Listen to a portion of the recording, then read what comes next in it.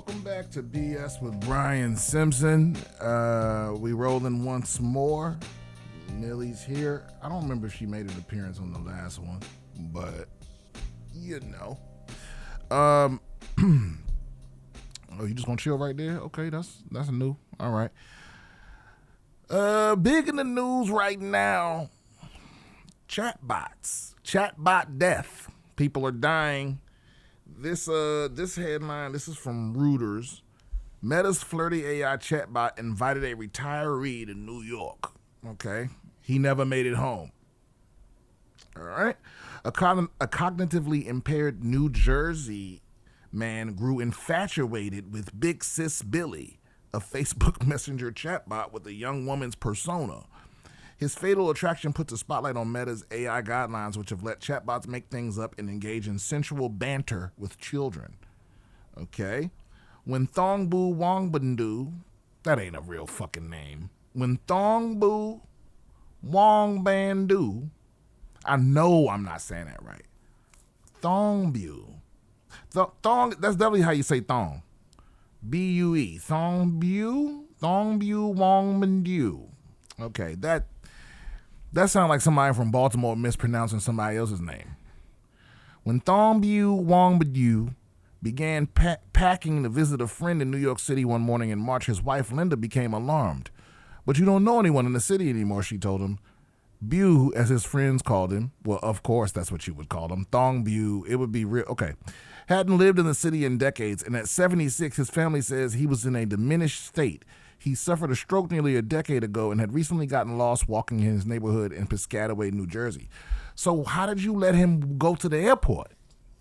I don't understand. Okay. Bu brushed off his wife's questions about who he was visiting. My thought was that he was being scammed to go into the city and be robbed. Okay, that was your thought. Let's see what you did to stop it. She had been right to worry. Her husband never returned home. So you let your 76-year-old mentally diminished husband go to New York City when he don't know nobody there. Okay, maybe it was one of them situations where you couldn't have stopped him. I don't know. I don't want to blame. That's not victim blaming, is it? Maybe it is. In fact, the woman wasn't real. She was a generative artificial intelligence chatbot named Big Sis Billy. Okay. Yeah, and there's a lot of headlines like this.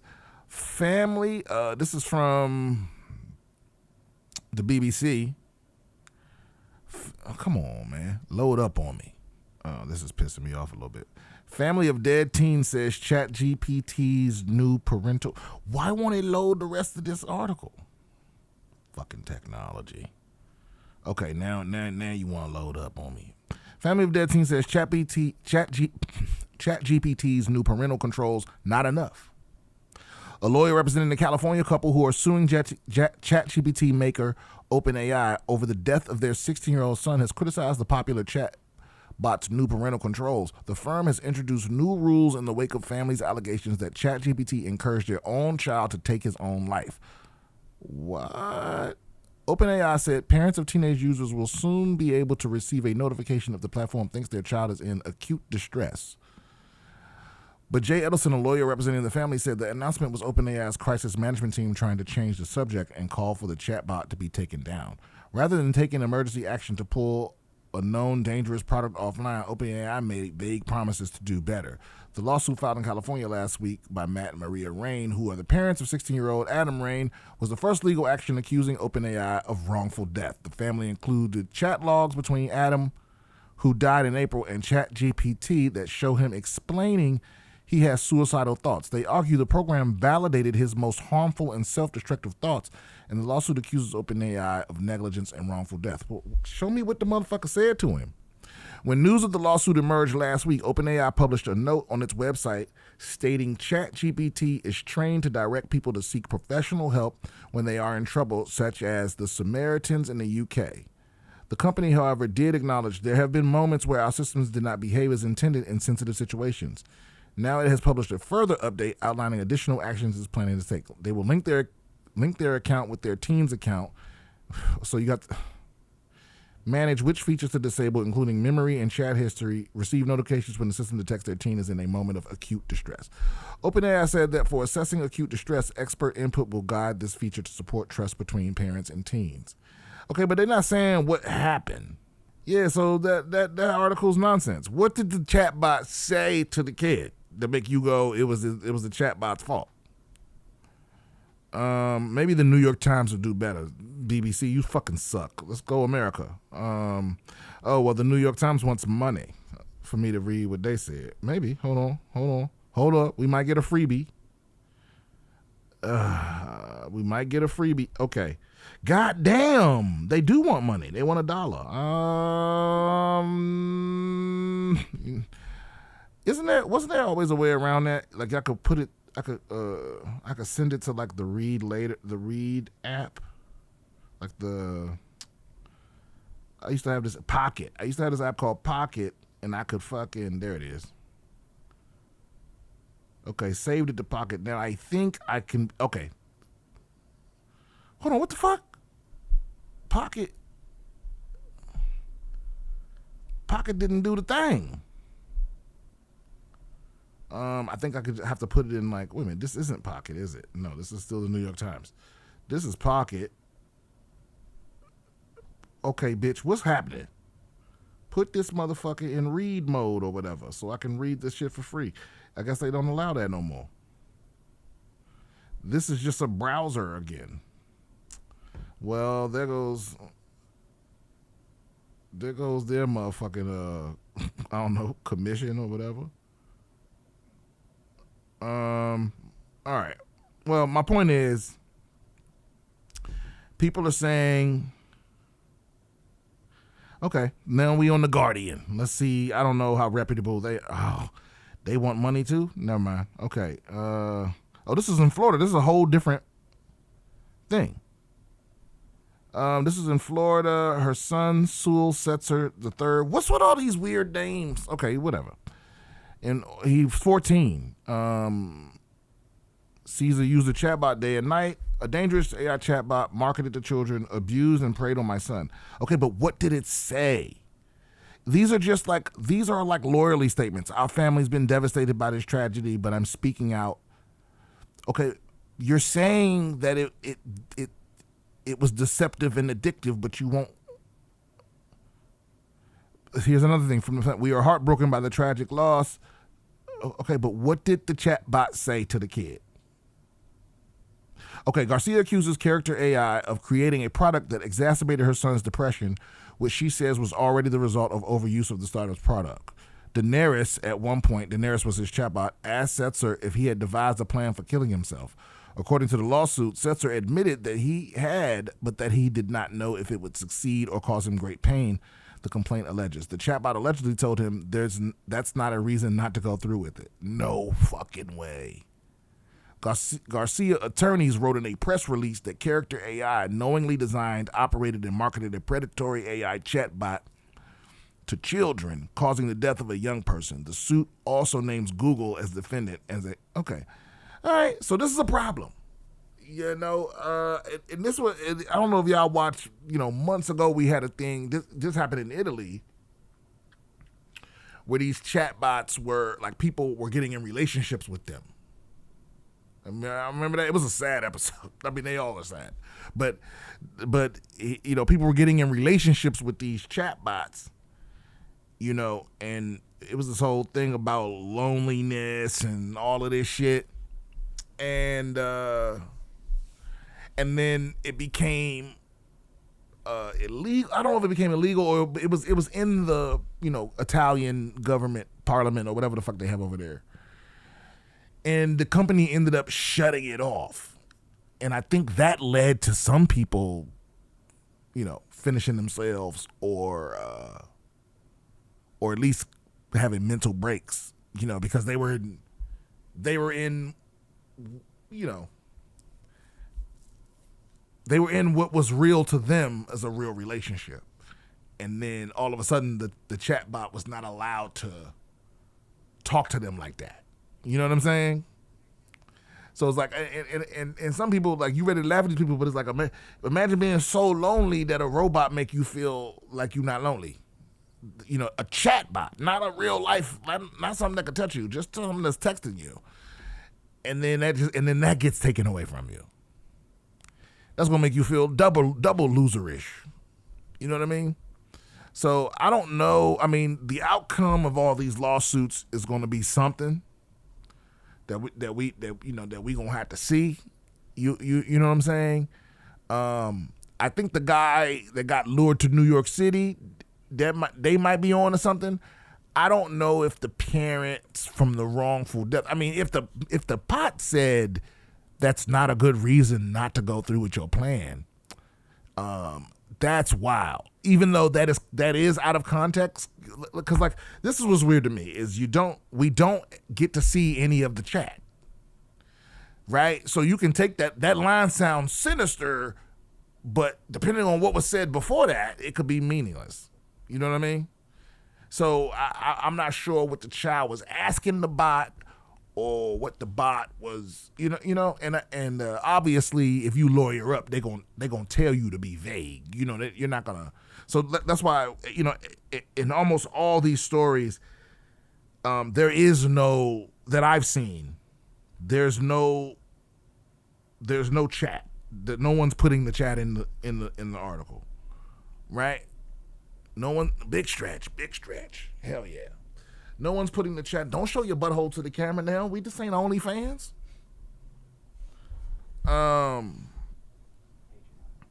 Right. Yeah. Millie's buttholes for Patreon only. Yeah. So I don't know. And I hate to sound callous, because I'm not dismissing the claims of the family or whatever, but when it come to Americans and lawsuits and the litigiousness, you got to kind of take everything with a grain of salt till you see the evidence, because what's out in the press, what the lawyers are saying is just to give them an advantage. They don't, they like to stretch the truth or embellish whatever makes them look, whatever gives them a better case. You know what I mean? But this was inevitable. People are going to use, AI is the same thing, because we talk about this a lot on the episode. Every time humans make some sort of major advancement that like changes the way people live, it's used for good and bad, right? And there's going to always be debate about whether the bad is, it happened with the printing press, it happened with gunpowder, it happened with nuclear technology, right? It's like there's always good and bad uses. If we can turn it into a weapon somehow, we gonna do that. If you can kill somebody with it, somebody gonna die from it. It's just that simple, right? And I think I've said this before, but that's why I think the solution to the Fermi paradox. So education time. If you're not familiar, the Fermi. I guess anybody that's watching this is familiar, but let's just assume that you aren't. The Fermi paradox is basically, I think his name was Enrique Fermi, but I might be wrong about that. But Fermi was a scientist who postulated long time ago why we don't see any evidence of life outside of Earth, right? That, based on how many planets there are in a galaxy and how many galaxies there are, and that, the answer is, billions and trillions, right? Just statistically, there has to be other life out there. If all the ingredients for life are common, right? There must be something, but we don't see any evidence of that, right? And so, and some possible answers to that are that, one, maybe we're just not that interesting. Maybe we're insignificant to, the same way an ant will be insignificant to you. Like you wouldn't be trying to communicate with the ant and tell it that you watch it. You know what I mean?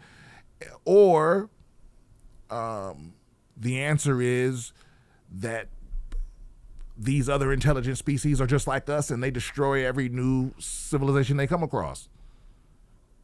There's several people have several answers they postulated, but my favorite answer, or the answer I think is probably accurate, is that maybe life is abundant, but there is a certain point of growth at which we destroy ourselves because we don't emotionally mature at the same rate that we technologically mature. We have the same emotional maturity as the Romans. They just didn't have nukes. You know what I'm saying? If nukes existed back in Caesar's time, he would have nuked a motherfucker. Just know that. It's not even close. Caesar would have nuked somebody. No doubt about it. You know, I mean, can you imagine? If they had gunpowder during the time of Alexander, they'd have been shooting motherfuckers up. Right? So if we reach a point where we can technologically travel to stars, or we can harness the energy of a star, or harness the energy of a black hole or something like that, best believe we could destroy some shit with that. And if we can destroy some shit, we will destroy some shit. And so maybe that's what happens. Maybe we emotionally mature at a snail's pace, and we technologically, we're just on a rocket ship. We're advancing exponentially every year. So maybe we get to a point where the wrong motherfucker has their thing on the button. You know what I mean? We start colonizing Mars because we've seen it. That's why The Expanse is one of my favorite shows, one of my favorite book series. You know, we start colonizing Mars, colonizing the outer planets. Next thing you know, they negotiating for oxygen from Earth. Next thing you know, they want their independence, right? Nobody's asking these questions. Elon wants to conquer Mars, but who owns that shit? Imagine you're one of Earth's billionaires. You send a group of people to Mars, right? They start mining and setting up cities and blah, blah, blah. Well, is that your city? Because you paid for them to go. Do you own whatever they find? Or is it theirs? Are they now, like imagine, okay, now we 2 or 3 generations down, or, these people are born on Mars. To them, it's their shit. Why is this your shit, right? Or some people would argue it's everybody's. Right? Like the air. Nobody owns the air. Nobody owns the moon. Why would you own Mars? Right? But then that would beg the question, why do you own Earth? Why do you people own real estate? So which makes me sound like a communist. But yeah, I don't know. I don't know if private property is the way to go anymore. Which brings the conversation way away from the actual point. The actual point is AI's here and it's about to fuck shit up. Just know that, because this AI is different from all those other technologies I named, because the average person has access to it. Right? When the Chinese first invented gunpowder, they was putting up fireworks and shit. But the average person couldn't just get a hold of some motherfucking gunpowder. Right? Let alone a gun to be destructive with it, right? Same thing when we first started nuclear technology, still to this day, the average person can't get a hold of no plutonium or uranium, right? It's governments that fuck those up. When the printing press first came out, the average person couldn't print nothing, right? So, but now AI is here and everybody can get it. So, whatever bad things can happen from AI, that shit's gonna happen. It's going to happen thousands and thousands, millions of times. It's billions of people on Earth. It's gonna happen millions of times. This is not gonna be the last time an AI talks somebody into offing themselves, right? This ain't gonna be. People are gonna fall in love with these motherfuckers. Skynet is here, guys. I'm convinced that the genie is already out of the bottle. Did we talk about this last episode? I feel like something I've said before, but that scientist, the CRISPR motherfucker. There was a Chinese scientist that went to prison for CRISPR is a gene editing tool, but he edited these babies' genes without telling the parents. 2 babies, and he made them immune to AIDS. Right? Did we talk about this last episode? Okay, yeah, he made them immune to HIV, but he didn't tell the parents, because I'm pretty sure he also, there's a downside to whatever gene he fucking edited, but they can't get AIDS, right? And I'm not even sure how he confirmed that. I mean, did they try to give him AIDS and it didn't work? I don't know. But my point is, if you think that it ain't already other people, you think it ain't already other people being experimented on without their knowledge, like other people's babies, you out of your fucking mind. They're already doing that shit. But again, the average person don't have CRISPR, even though it's real easy to get it. But what would you even do with it? Like the average person, even if you could get a hold of CRISPR, whose genes are you editing? Well, you don't have the equipment or the expertise. But my point is, anybody can download ChatGPT. The dumbest motherfucker you know has access to one of the most powerful technologies that's ever existed. You know? And so I'm sure there are ways it's going to be misused that we haven't even thought of yet. Because, you know, stupidity is the imaginative power of stupidity is through the fucking roof. You know, because stupid people have no restrictions. They're not thinking linearly. They're not thinking logically. They could just think of whatever. People never cease to invent ways to fuck shit up. That is actually our specialty. Like if Earth was an RPG and you picked human, your starting trait would be fuck shit up. That would be the thing that your species is good at, right? We're very good at fucking up shit. So, yeah, here we go, doom and gloom. I don't be doing this on purpose. I swear, like, this is a positive place. You know, we just live in a negative world. I remember hearing Mos Def say that, like, if you sad and you depressed and it's because you're normal. You're a normal person in a crazy society. You shouldn't feel good about it, right? It's not like, yeah, if you fucked up in the head over the world, that's it means that your heart works. You know what I mean? And so I don't intend on coming in here every day and being negative Nancy. I just be opening up. I go to these different various places and read these crazy articles, and I just be talking about the world, and the world is shit. That's just what it is. If it was all gumdrops and rainbows out there, I would still have a podcast, right? But it ain't. And so, you know, maybe I am a bit of I am a cynic at my core, I think. Or maybe I'm at my core, I'm hopeful, but I'm just drenched in cynicism. Because I always see it. Like, how many times, because that's the thing. That's why when you ask little kids who's your hero, they always got an answer. But any grown man over 40 don't got no heroes. He might say his dad out of respect, or maybe his dad was like a good guy or whatever. But outside of that, like, I ain't making heroes because they always disappoint you. All it takes is for you to get disappointed by one or two. You know what I'm saying? Like, how many kids walked up to Wayne Gretzky and was like, "Can I get an autograph?" He was like, "Fuck you," right? Ruined it. I can't tell you how many people that I've looked up to or whatever, and then I made the mistake of meeting them. You know? And is that fair? I don't know. Maybe you can catch them on a bad day or whatever. But it's like, or you get into show business and you hear their real reputation behind the scenes, and you go, God damn! Now I can't even enjoy this shit. You know what I'm saying? I can't even enjoy this, you know. And so I digress. Let's get one more article in here. A lot of articles I get from this offbeat, Reddit offbeat. This is crazy. Okay, see, but this is Japanese city.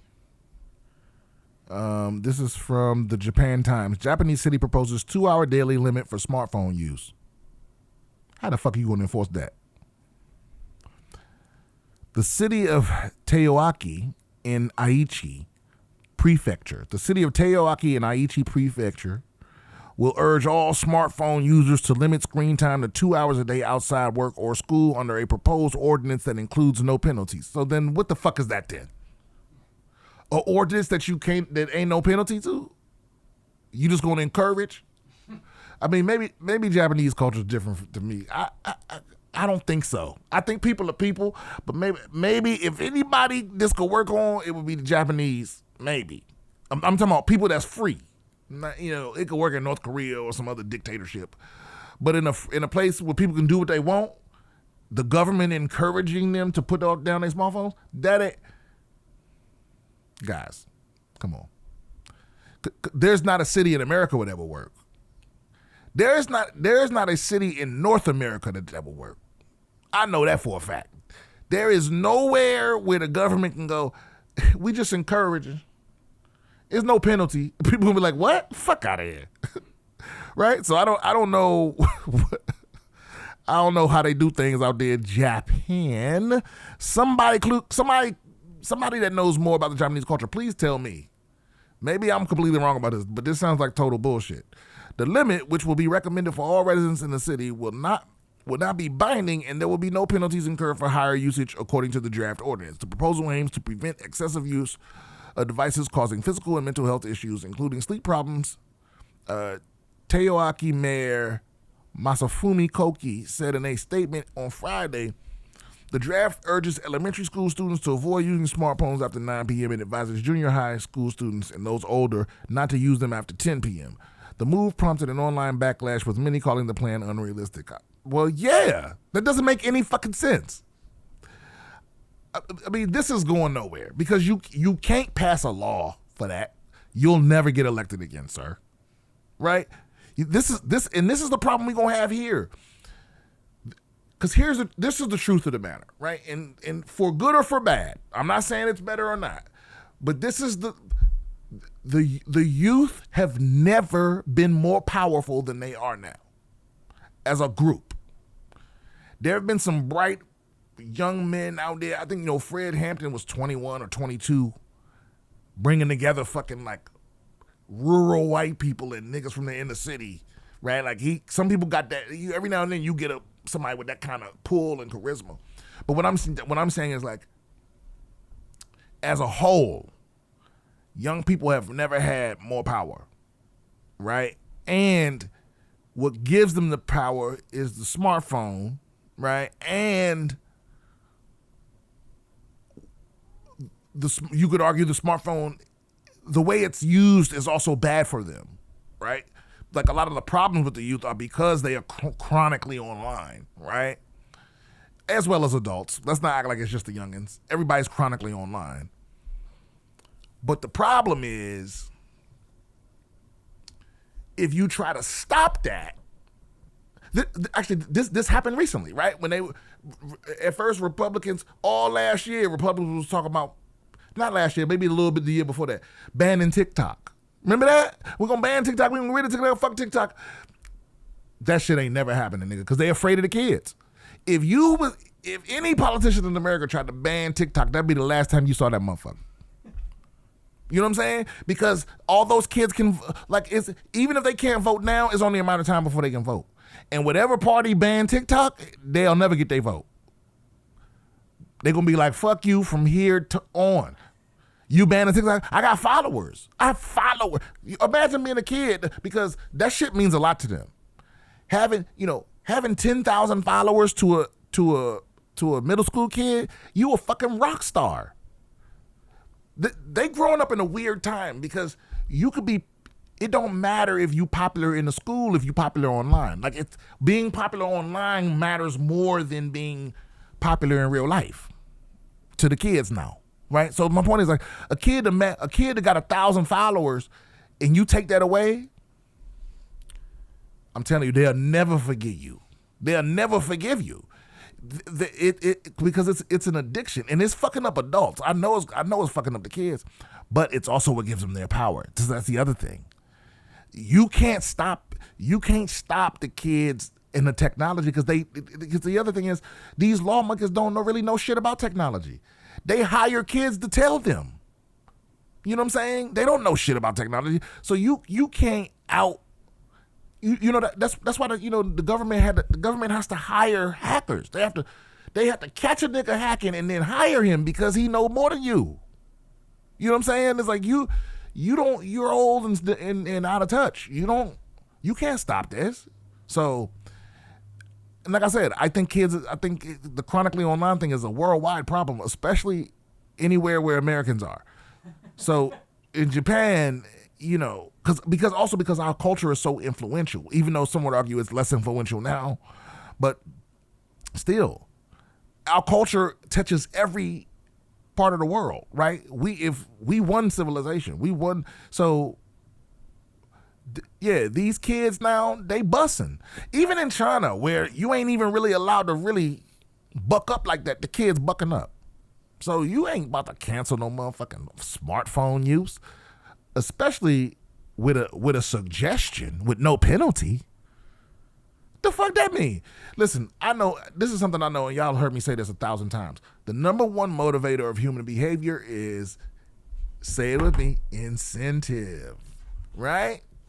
So, punishment can do it, but you give a motherfucker a treat, you tell somebody how it benefits them,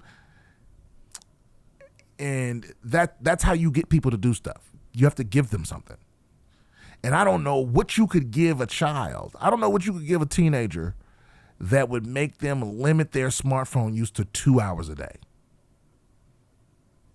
You know what I mean? I don't know what you could give a teenager. That's like somebody that's already used to having one. Like once you, because now it's, I have no idea what it's like to be a parent now. It's fucking so scary. The homie just had a baby. But I wouldn't even know what, and there's all these different debates and discussions about when you can give a kid a smartphone. When's it healthy? When's it not healthy? I'll tell you what, Mark Zuckerberg kids ain't got no motherfucking Facebook accounts. You understand that? Just know that. Mark Zuckerberg children ain't on Facebook. You know what I'm saying? I've never seen that motherfucker with a smartphone. I've never seen Mark Zuckerberg with a phone. Maybe it's pictures of him out there. Let me look it up. Show me a picture of Mark Zuckerberg using a smartphone. Okay, so far there's two pictures. One where he looks like a fucking serial killer. Actually, two where he looks like he looks like a serial killer in all these. But it looks like it looks like he's posing for this picture. Like he looks like in this picture, he looks like somebody that's never used a phone before. You know what I mean? And honestly, so I'm getting a lot of images, but they're all the same image. 1, 2, 3, 4. Okay, so there's lots of pictures of him on the phone, but all of them he looks. God, this guy just weirds me out. Okay. But let me ask a different question. Why don't Zuckerberg's kids use smartphones? It doesn't matter. The point is, you can't take smartphones away from children. Not the government. Not the government. Right? And then there's a lot of unhappy parents that would be like, well, fuck, now I have to parent. You know what I mean? So, because that's where a lot of parents give in. They need a fucking break. And they know if they put on, Baby Shark or whatever the fuck, that'll give them an hour, and now your 3-year-old is used to spending hours a day on the iPad. And then they go to school one day and that one kid whose parents don't give a fuck what he does or where he is, he's got a phone. Now he's cool. And your kid wants to be cool. And so now, what are you going to do? Not get him one? Homeschool him? Something.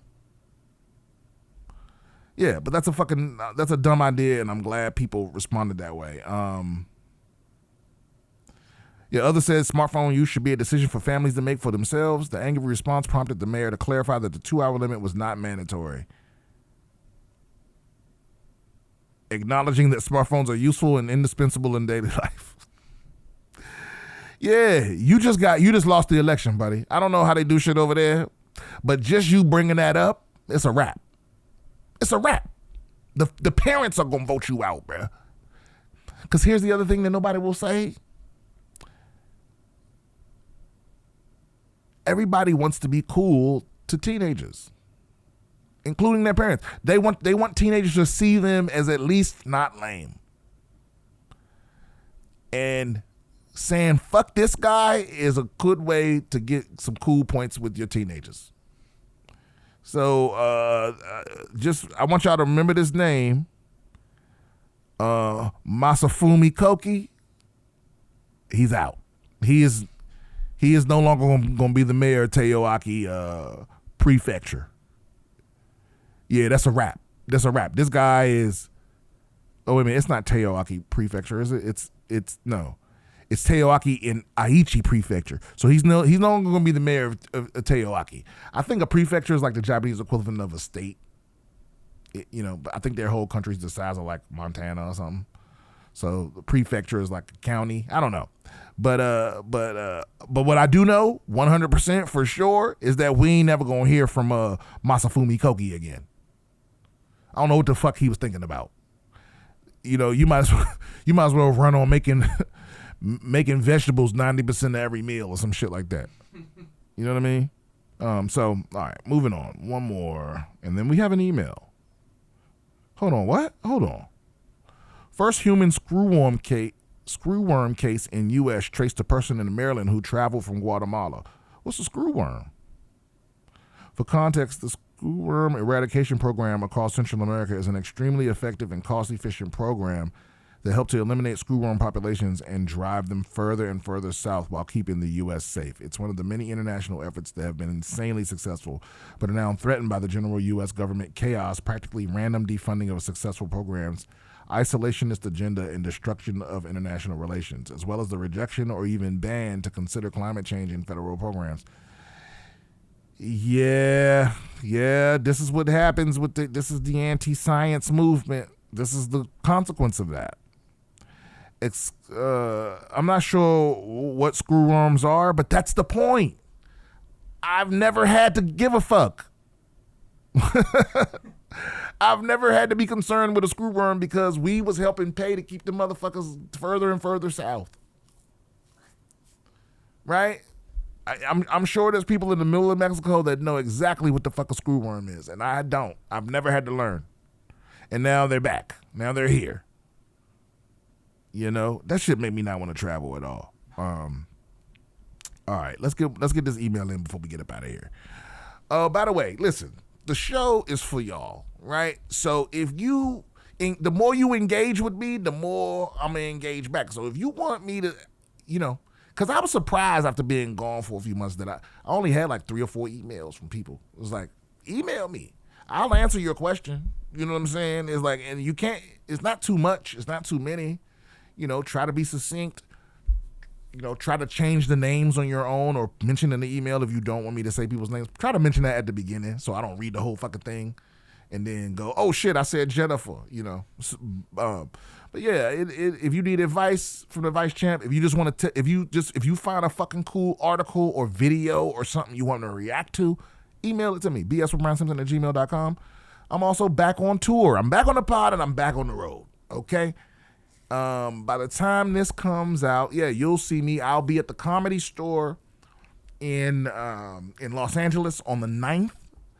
I'll be at the Ontario Improv on the 10th. Levity Live at Oxnard on the 11th. The Irvine Improv on the 12th. San Jose Improv on the 17th. And Side Splitters in Tampa, Florida on the 19th and 20th. All right. Those tickets are on BrianSimpsonComedy.com. I'm also going to be in San Diego this weekend filming the Don't Tell set, but I'm pretty sure you can't get tickets in there. So they sell out pretty quick. They already sold out. Okay, so yeah, I'm going to be there, and if you're wondering where I'm coming the rest of the year, I'm coming to Wilmington, North Carolina in October. Also back to San Diego at La Jolla. I'm coming to Dallas. The Looney Bin in Tulsa, Oklahoma. I'm coming to the Punchline in Philly. Wait a minute.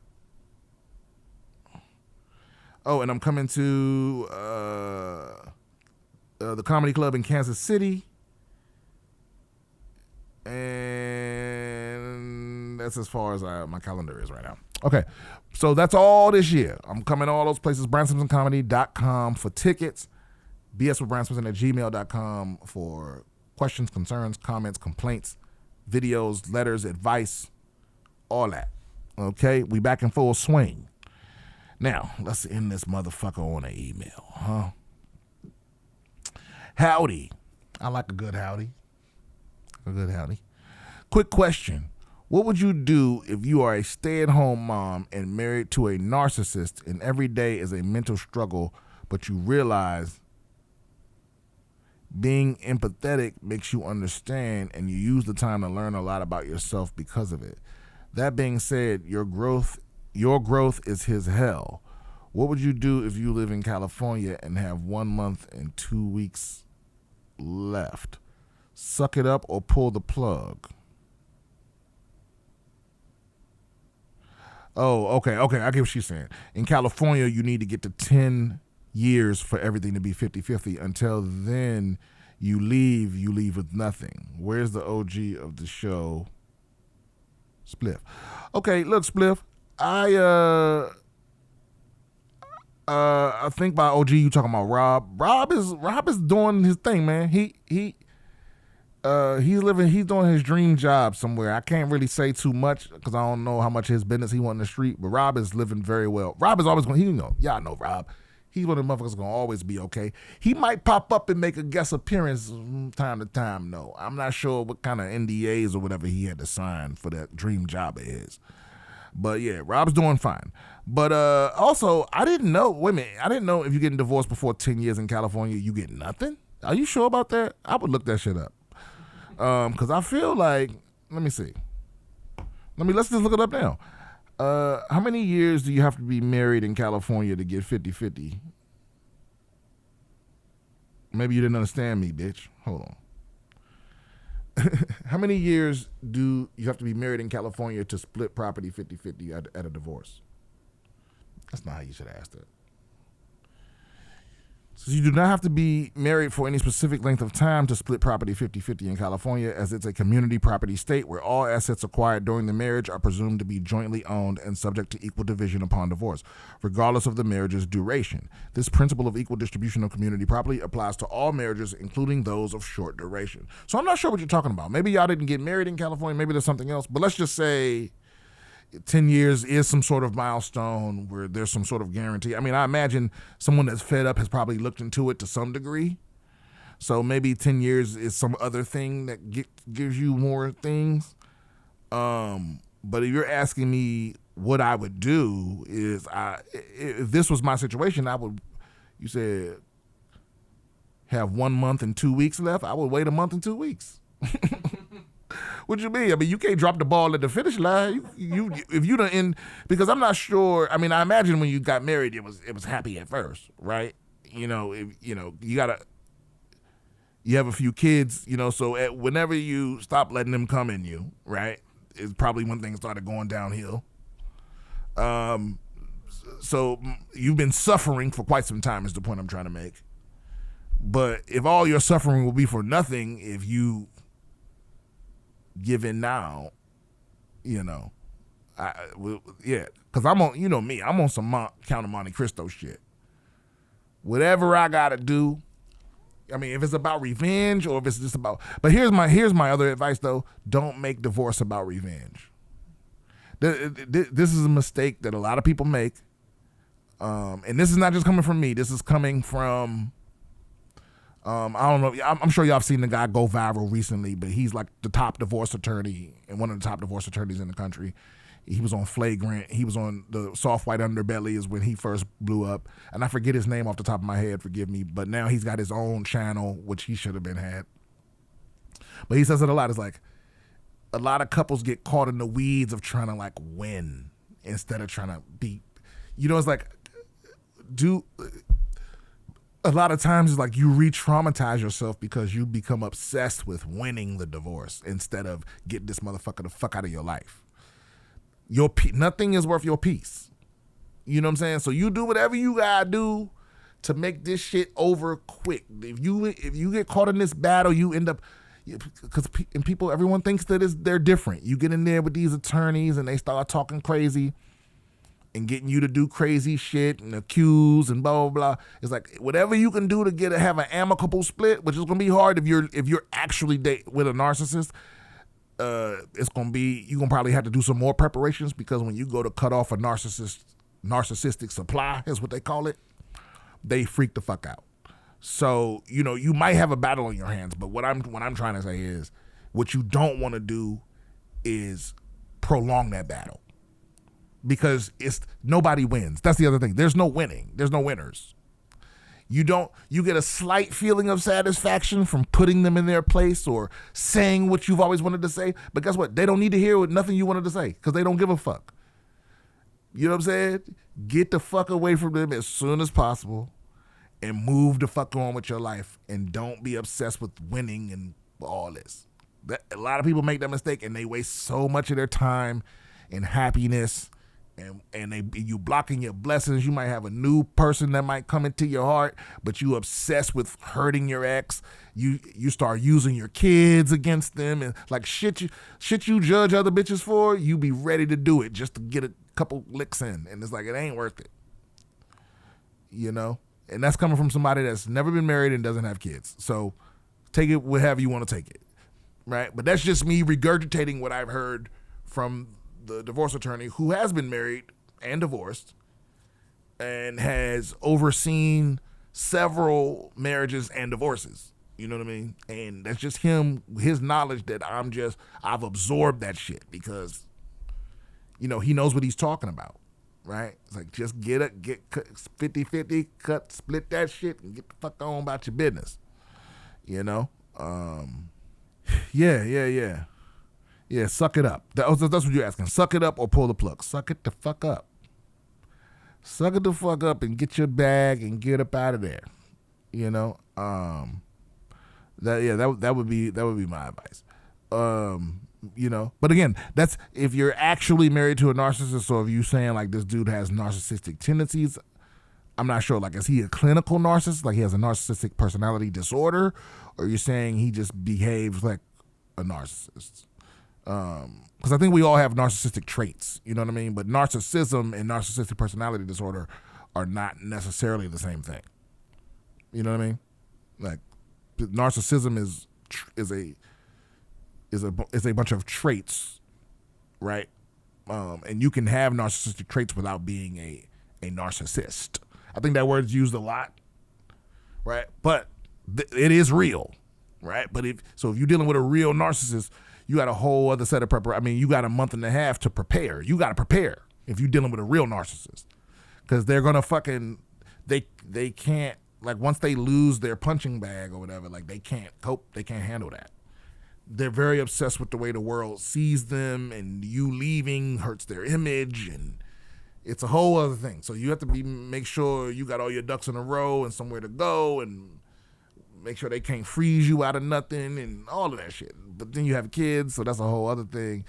And, you know, the judge, you know, usually though, in your favor, you know, especially in California, the judge is going to be on your side, you know, unless you know, have like a crack problem or something like that. Okay, and there we go. We end on the weirdest, saddest note, as always. And listen, after that divorce, you know what I mean? It's always these AI chatbots out here. Apparently they sexy. They talking niggas into moving to New York. You know? You might get hit by a smooth criminal. All right. I'll see y'all next week.